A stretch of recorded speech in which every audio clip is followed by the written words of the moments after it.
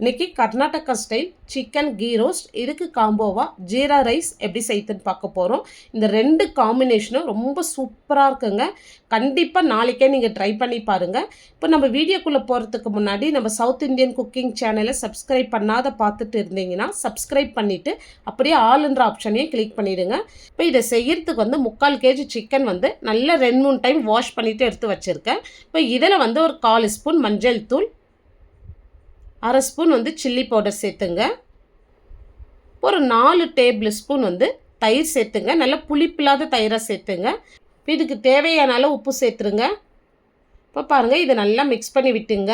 இப்போ இது ஒரு 1/2 hour நல்லா ஊறணுங்க. அரை மணி நேரம் ஊறிச்சிடாதான் இதில் உப்பு காரம் எல்லாமே பிடிச்சி சாப்பிட்றதுக்கு டேஸ்ட்டாக இருக்கும். இது 1/2 hour நல்லா ஊறட்டும். இப்போ ஒரு பேனில் 1/4 ஸ்பூனோட கொஞ்சம் கம்மியாக வெந்தயம் சேர்த்துருங்க. இப்போ இந்த வெந்தயம் லைட்டாக புரிஞ்சு வரட்டும். இப்போ ஒரு 3 ஸ்பூன் தனியா சேர்த்துடலாம். இப்போ தனியா லைட்டாக வறுத்து விட்டுதோ. இப்போ இது கூடவே 1 ஸ்பூன் மிளகு சேர்த்துருங்க. 1/2 ஸ்பூன் சீரகம், 1/2 ஸ்பூன் சோம்பு சேர்த்துருங்க. இப்போ இது மீடியம் ஃப்ளேம்லேயே நல்லா வாசம் வர வரைக்கும் வறுத்து எடுத்துங்க. இப்போ இது கூடவே ஒரு துண்டு பட்டை, ஒரு 3 லவங்கம் சேர்த்துருங்க. இப்போ நம்ம சேர்த்த பொருள் எல்லாமே லைட்டாக வாசனை வரும், அது வரைக்கும் வறுத்து விட்டுங்க. இப்போ இந்த அளவுக்கு வறுபட்டதோ இப்போ நம்ம வேற ஒரு பிளேட்டில் மாற்றிடலாம். இப்போ இதை நல்லா ஆறட்டும்.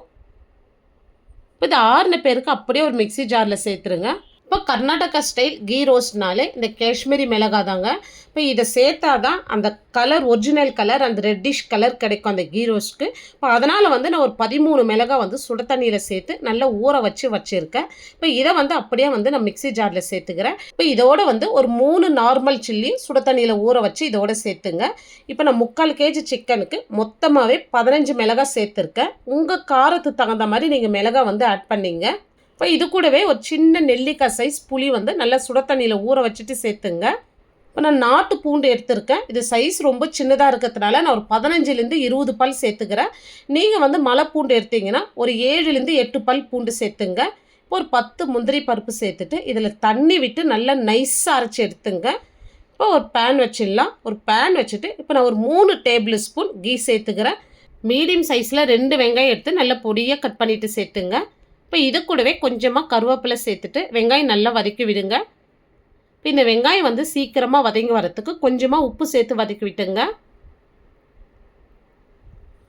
இப்போ எப்பவுமே சொல்கிறது தாங்க, நான்வெஜ்ஜுக்கு எல்லாத்துக்குமே வெங்காயம் நல்லா கோல்டன் ப்ரௌனாக வதங்கினா டேஸ்ட் ரொம்பவே சூப்பராக இருக்கும். இப்போ இந்த அளவுக்கு வதங்கி வந்ததோ இப்போ நம்ம ஊற வச்ச சிக்கன் அப்படியே சேர்த்துடலாம். இப்போ சிக்கன் சேர்த்துட்டு நல்லா ஹை ஃப்ளேம் வச்சு நல்லா மிக்ஸ் பண்ணி விடுங்க. பாருங்கள், இப்போ சிக்கன்லேருந்து எவ்வளோ தண்ணி விட்டு வந்திருக்கு. இப்போ நல்லா ஹை ஃப்ளேம்லேயே இந்த சிக்கன் நல்லா வதங்கி வரட்டும். இப்போ சிக்கன் இந்த அளவுக்கு நல்லா வதங்கி வந்ததும் நம்ம அரைச்சி வச்சு விழுது சேர்த்துடலாம். இப்போ மிக்ஸி ஜார்லேயே கொஞ்சமாக தண்ணி சேர்த்து அதையும் இதோடு சேர்த்துருங்க. நிறைய தண்ணி சேர்த்துறாதீங்க. இப்போ நல்லா மிக்ஸ் பண்ணி விட்டுட்டு இப்போ இதுக்கு ஒரு மூடி போட்டு ஃப்ளேம் மீடியமாக வச்சுட்டு ஒரு 3லேருந்து 4 நிமிஷத்துக்கு அப்படியே விட்டுருங்க. இப்போ சென்டரில் அப்பப்போ மிக்ஸ் பண்ணி கொடுங்க, அடிப்பிடிக்க சான்ஸ் இருக்குது. இப்போ மசாலா பாருங்கள், நல்லா பச்சை வாசனை போயிட்டு எண்ணெய் பிரிஞ்சு வந்திருக்கு. இப்போ இந்த இடத்துல உப்பு காரம் செக் பண்ணிங்க. இப்போ எனக்கு காரம் கரெக்டாக இருக்குது, உப்பு மட்டும் கொஞ்சம் கம்மியாக இருக்குங்க. இப்போ நான் கொஞ்சமாக உப்பு சேர்த்துக்கிறேன். இப்போ உப்பு சேர்த்துட்டு நல்லா கலந்து விட்டுங்க. இப்போ இன்னும் இந்த மசாலா நல்லா ட்ரை ஆகி வரணும். மசாலா பாருங்கள் நல்லா திக்காயிட்டு நல்லா எண்ணெய் பிரிஞ்சு வந்திருக்கு. இப்போ இது நான் ஜீரா ரைஸ்க்கு காம்பினேஷனாக செய்யறதுனால இப்போ இந்த கன்சிஸ்டன்சி எனக்கு கரெக்டாக இருக்குது. உங்களுக்கு இன்னும் ட்ரையாக வேணும்னா ஒரு 2லேருந்து 3 நிமிஷத்துக்கு சிம்மிலே வச்சு குக் பண்ணி எடுத்துங்க. இப்போ எனக்கு கன்சிஸ்டன்சி கரெக்டாக இருக்குது. இப்போ இதில் லாஸ்ட்டாக 1 ஸ்பூன் நெய் சேர்த்துட்டு நல்லா பொடியாக நறுக்குனா கொத்தமல்லி ஒரு கை நிறைய சேர்த்துட்றேன். இப்போ நம்ம காஷ்மீரி மிளகாய் சேர்த்ததுனால அந்த கலர் பாருங்கள் நல்லா ரெட்டிஷாக இருக்குது. இப்போ கர்நாடகா ஸ்டைலில் சிக்கன் கீ ரோஸ்ட் ரொம்ப சூப்பராக பண்ணியிருக்கோம். இப்போ நம்ம ஜீரா ரைஸ் எப்படி சேர்த்து பார்த்தலாம். இப்போ ஒரு பேன் வச்சுட்டு ஒரு 2 ஸ்பூன் நெய் சேர்த்துங்க. ஒரு 7லேருந்து 8 முந்திரி சேர்த்துருங்க. இப்போ இந்த ஜீரா ரைஸ் ஒரு 3 பேர் சாப்பிட்ற அளவுக்கு தான் நான் செய்கிறேன். இப்போ இதுலேயே ஒரு 2 ஸ்பூன் ஜீரகம் சேர்த்துடலாம். இப்போ ஜீரகம் லைட்டாக வாசனை வரட்டும். இப்போ இதுலேயே ஒரு 2 பச்சை மிளகாய் நல்லா பொடியாக நறுக்கிட்டு சேர்த்துருங்க. இப்போ இந்த சீரகம் நல்லா வாசனை வரணும், ஆனால் கருகிடக்கூடாது.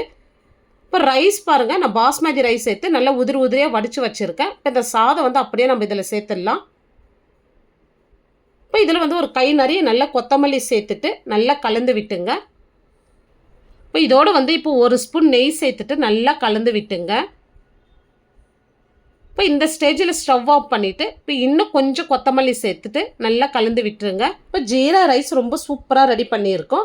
இது செய்யறதுக்கு ரொம்ப சிம்பிளாக இருந்தாலும் இந்த சிக்கன் கீ ரோஸ்ட்டோடு வச்சு சாப்பிட்றதுக்கு ரொம்பவே சூப்பராக இருக்குங்க. இந்த காம்போ உங்களுக்கு பிடிச்சிருந்தா கண்டிப்பாக நாளைக்கே செஞ்சு பாருங்கள். செஞ்சு பார்த்துட்டு எப்படி வந்ததுன்னு உங்களுடைய ஃபீட்பேக்கை கமெண்ட்ஸில் சொல்லுங்கள். லைக் பண்ணுங்கள், ஷேர் பண்ணுங்கள். நம்ம சவுத் இந்தியன் குக்கிங் சேனலை சப்ஸ்கிரைப் பண்ணாத பார்த்துட்டு இருந்தீங்கன்னா சப்ஸ்கிரைப் பண்ணிவிட்டு அப்படியே ஆல் என்ற ஆப்ஷனையும் கிளிக் பண்ணிவிடுங்க. Thanks for watching.